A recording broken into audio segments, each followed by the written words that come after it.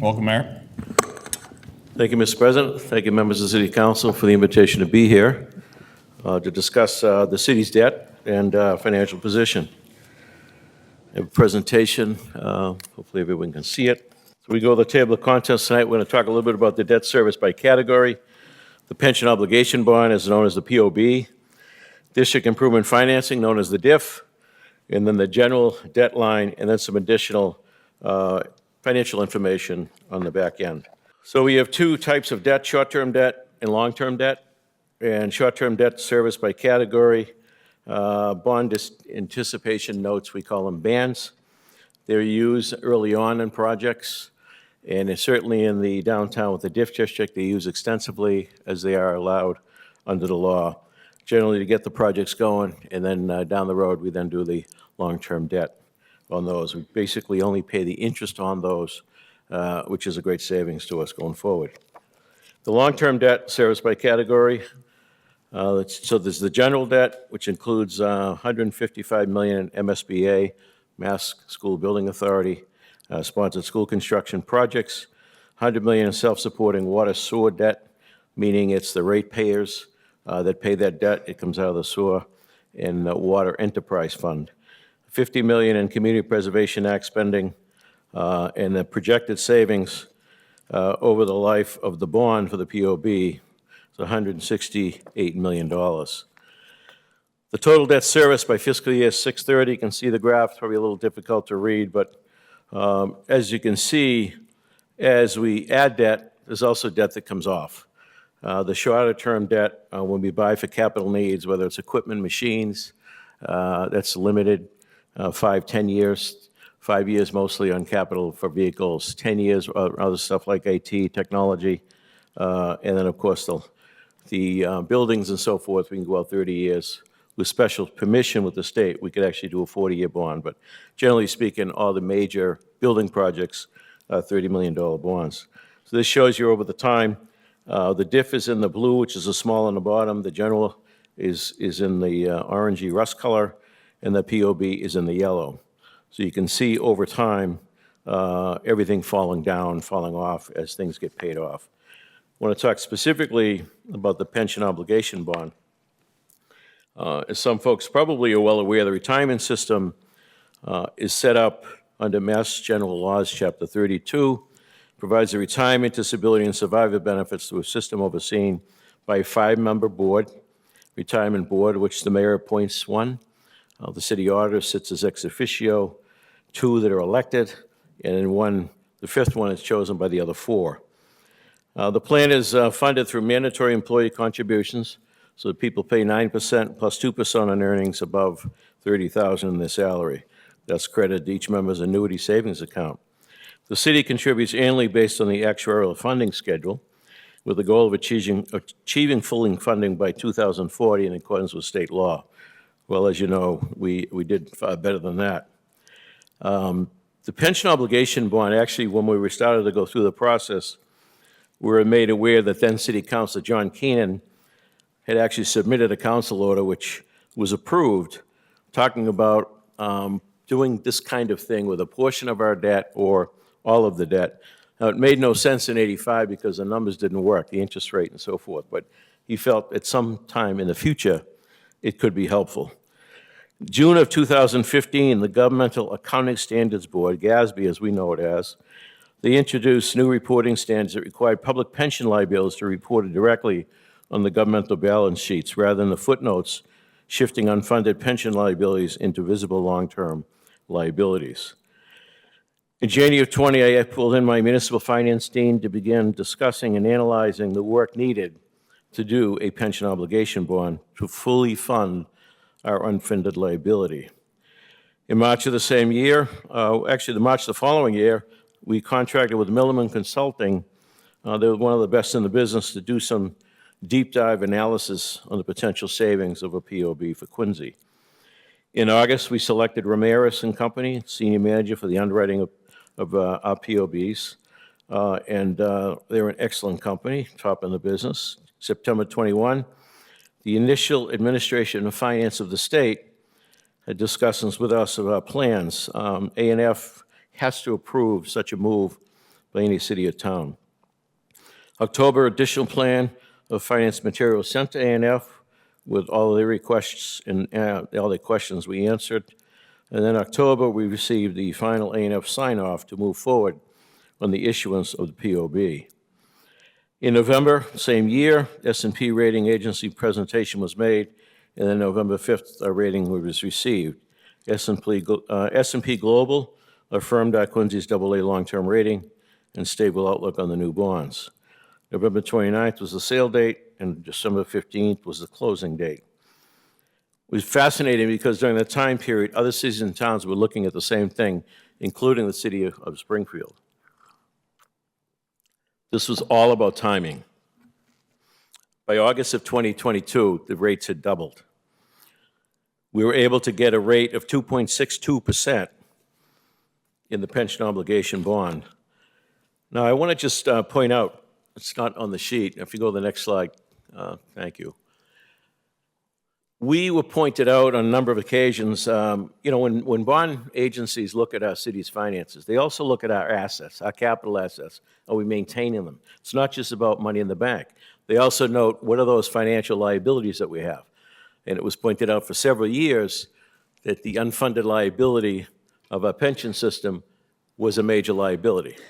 Now, just for the public's understanding, the whole issue of the liability is a question because they base it on if everybody retired tomorrow, everybody went. That's where you get the number, and that's where the liability is. So recognizing at the time our system was only 43% funded, this was a move we could not afford not to make. And I know that we came before this body and had some robust discussions on this issue.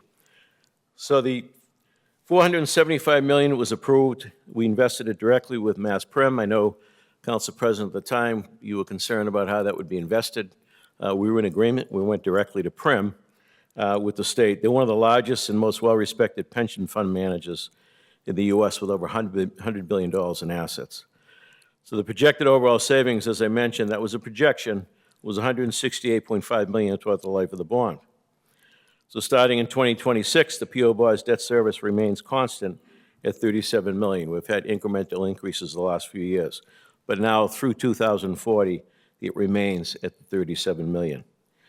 Without the POB, the pension obligation bond, the contribution from the city to the pension in 2026 would have been $50 million. And it would have grown 5.4% each year until 2040. By the way, that 2040 date is set by the state, and that's something that every city and town, every retirement system, not every city and town has their own. They belong to perhaps county ones, but they all have to meet that obligation of being fully funded in 2040. Now, the speculation that that could move again, that the legislature could make that change and make a move, should that be a problem for some communities. So the projected POB debt service savings analysis, you can see there, the contribution valuation with no POB, which is the blue line on the graph, and then the debt service line. Again, the graph we were looking at the time when we were analyzing our liability was that each and every year, as I mentioned, was going up some 5.4%, a number that was very difficult for us. So if you look at the chart there on the left-hand side, you can see what we'd be paying if we did not do POB. This year is a $13 million difference. If you go out to 2034, it's a $40 million difference. Now, I think I'm just going to state the obvious that would have created some really difficult times for the city. There was no way, even if we went to the levy limit, we could absorb such a hit each and every year during those years. So the savings analysis shows you how important this was to the city. This speaks to it again in a different graph, another form. The aggregated service cuts of the city, and I would say that it's a combination of going to the full levy limit and the cuts we would have needed to have a balanced budget. In the aggregate would have been about $697 million. That's not chump change. That's serious business. And as we know around the state, this community is all around the state that are up against the levy limit. I'll get back to that shortly. The next bucket I want to talk about is the district improvement financing, the DIF.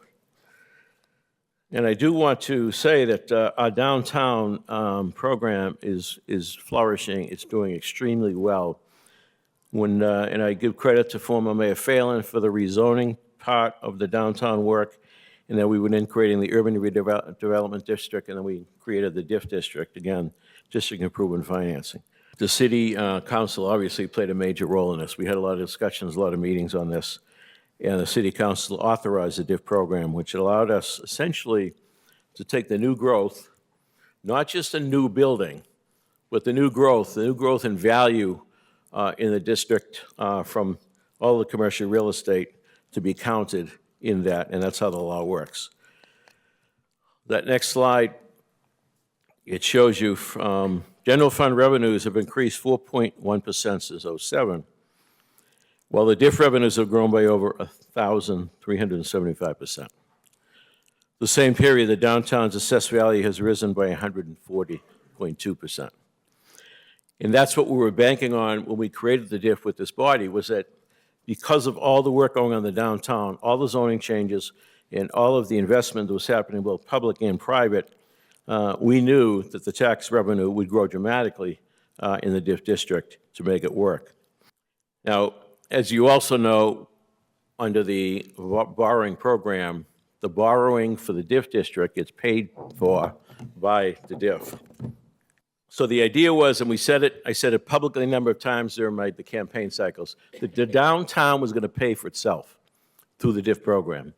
In other words, we're going to capture the new value, and all of the bonding we did for infrastructure for the downtown would pay for itself. Whether we talk about moving the brook, the new Hannon Parkway, all the infrastructure program along with it, upgrades and utilities, all of those things, all those items, the new bridge, the General's Bridge, et cetera, all were paid for with some state funding, but mostly by our DIF, and that debt gets paid for by the new downtown. And from all accounts, the public, from what I hear, is thoroughly enjoying the new downtown. It was a downtown that was dead and deplorable when we took over. It was continued to be in the decline. Nobody wanted to be in the downtown. And look what we've created in the new downtown. We needed the public investment to attract the private investment. And the Hancock Adams Common was the first real public investment that people saw in the downtown. So when I went on to meet with investors, they were blown away by what they saw with the investment and the quality of both Hancock Adams Common and subsequently Kilroy Square with the garage. A couple of case studies here under the DIF. So you can see west of Chestnut, which was built by Quincy Mutual behind the bank building there. It touches both Hancock Street and Chestnut Street. It shows you the left, without west of Chestnut, those are the taxes we were gaining. You can take the column on the right, and those are the new taxes by the new development and the new values in the downtown. You can carry that right down through 2023. Pretty significant difference. Another case study would be 1 Chestnut Place, constructed by the O'Connell family, the largest residential building in our city as far as height goes. And you can see again in the chart, used to be a little corner block of stores, the corner Chestnut and Cottage, and the big old parking lot that was there. You can see the numbers here. They speak for themselves on that graph. Now, there's a number of other projects we could point to, and there's a number of them coming online. You could be rest assured, in every one of these, there's going to be a dramatic difference for what we're collecting before the project and subsequently when the project is finished. I'll give you an example. In the global investors, and that would be for the old-time Quincy people, the old Commons area, Coleman Sporting Goods. People newer to the city, it was the health store.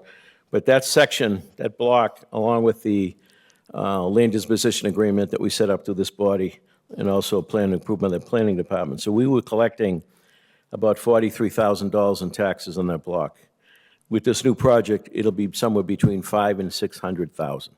And that speaks to really every project. So even under the studies I showed you, where we had special tax programs in some cases, we're still way ahead of where we were and where we would have been. So not only does it pay for itself, but that extra goes into the general fund, goes into the till. So we're way ahead of the game with what's happened in our downtown. I did have a visitor a couple weeks ago, the mayor of Leominster, Dean Mazzarella, who is the Dean of Mayors. He's been mayor for 32 years. He brought 7 staff members out and took a tour of the historic places, but we walked the downtown and showed him what was going on. We gave him all the information and backup. And you know what he said to me? He said, boy, I would love to have one of these projects in Leominster. I mean, this is a extremely positive, productive program that we've been overseeing and has been noticed around the state. And a lot of communities are in trouble because they didn't embrace growth. We're not experiencing that right now. The third category, the third bucket, is the general debt. So we talked about the pension obligation bond as one bucket, the DIF as the second budget, and then this is the general obligation. This would be all those other categories, including schools, investing in education. And I will say that, we're looking at here a number of projects that are very visible when you go around the city. We've done 4 major school construction projects and another new one on the way with the Squantum. In addition, we didn't really get into too much detail, but most of the other school buildings, we've also been recipients of a number of grants from the SBA on modernizing buildings, windows, boilers, roofs, et cetera. So this is the highlight of the new buildings. These projects were financed through a combination of local funding with bonding, but also we received state reimbursement at a pretty significant rate. So we have to deal with those capital assets. I mentioned that early on.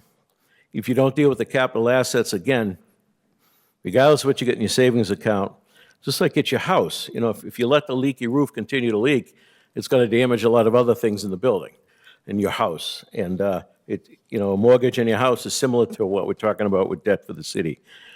I would suggest in a respectful way that a lot of things were kicked down the road. The can was kicked for decades, and we had to deal with it. And we are dealing with it. By the way, there's a direct correlation with values of property in the education system you have in a community. Absolute direct correlation. All studies show that. So not only do we have a clean city, a safe city, beautiful parks, we have an education system that is second to none in any urban district.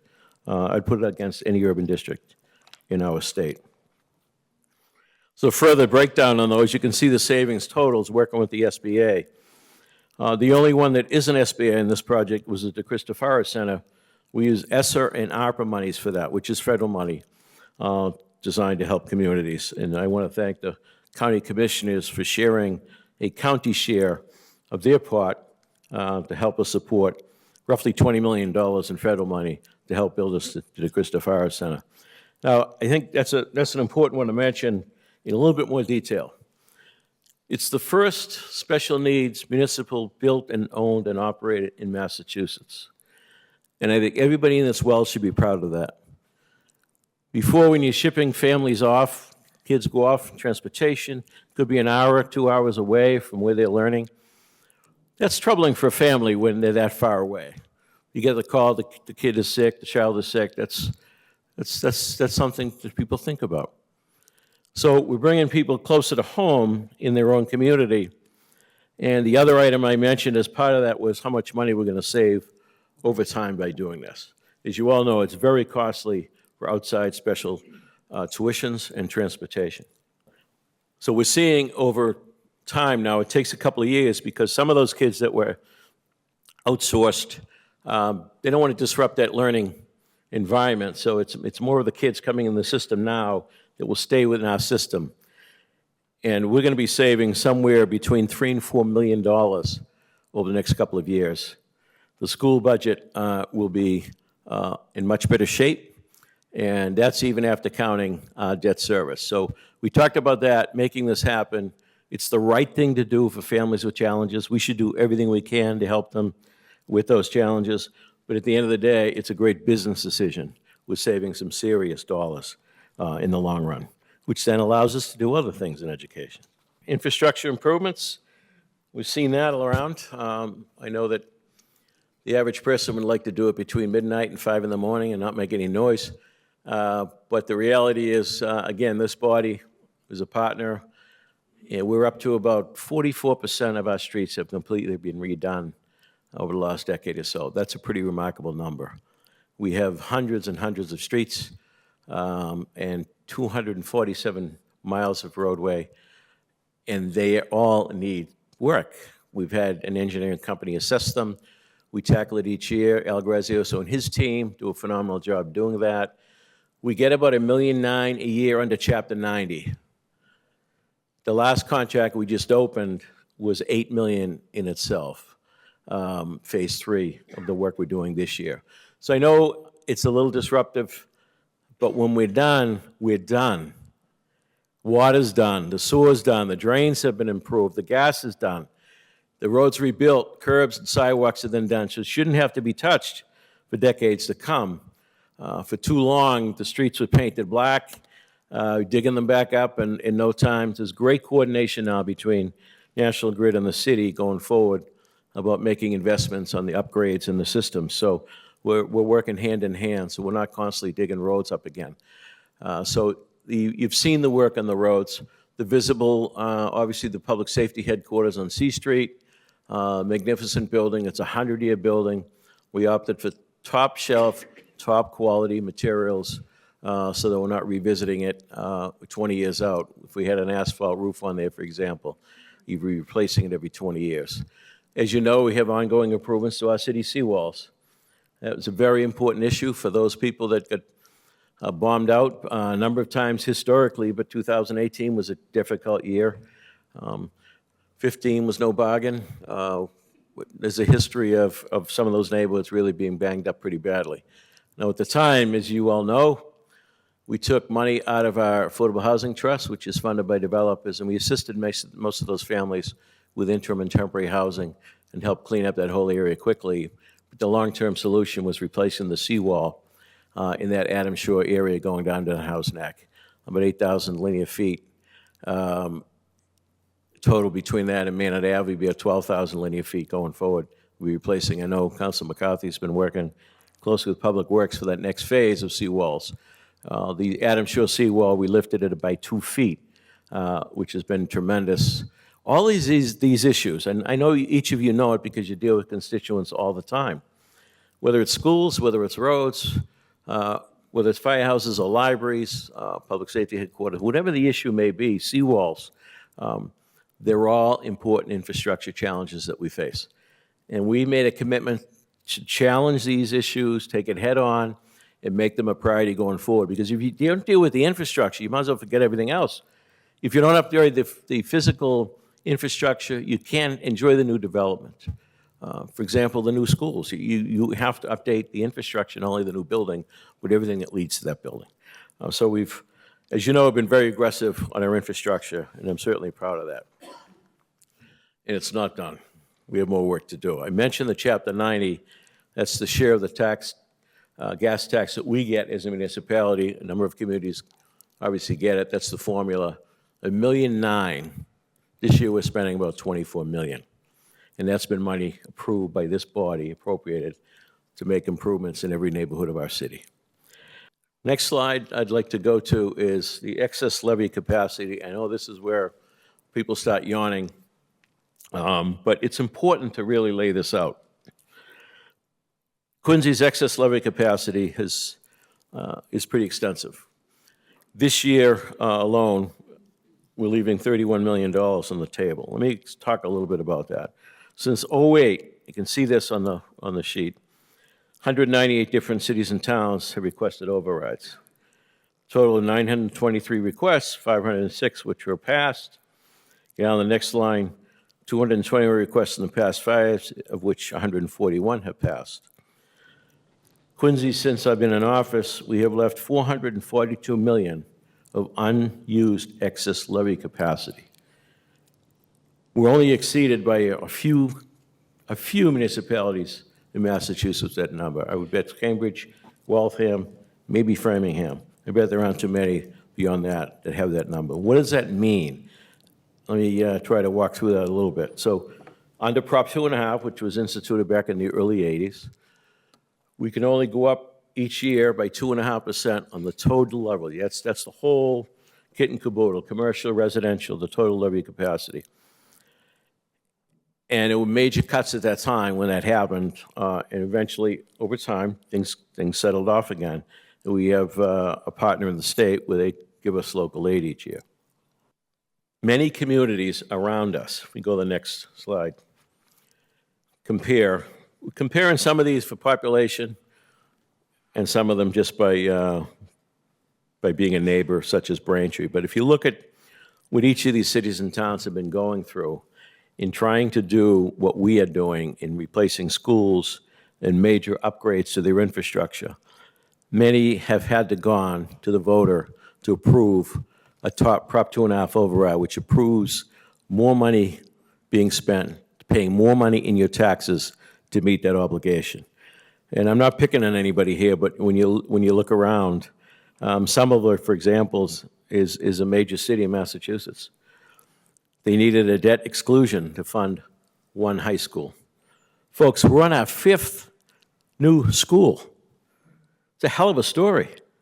We've worked very, very well with the Mass School Building Authority, as I talked about. We have communities around us that just need a 2.5 override for operating expenses. This is where I try to make the connection between the average citizen and what's going on in development. Investment matters. It makes a difference in what you get to work with funding here.